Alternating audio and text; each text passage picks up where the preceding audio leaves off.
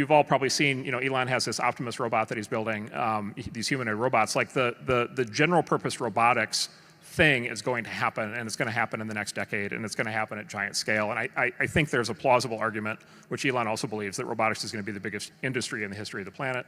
It's going to be gigantic. There's going to be billions, tens of billions, hundreds of billions of robots of all shapes, sizes, descriptions running around doing all kinds of things.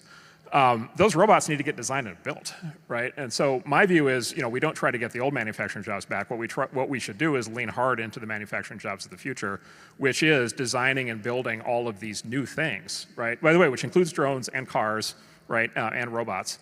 And we shouldn't be building manufacturing lines that have people sitting on a rubber mat for 10 hours screwing screws in by hand, but we should be building, what Elon calls them alien dreadnought factories, right? Which is like these super sophisticated factories with like tons of robotics. But you can imagine thousands and thousands of different categories of industrial production that have to happen all across the US in order to make this happen.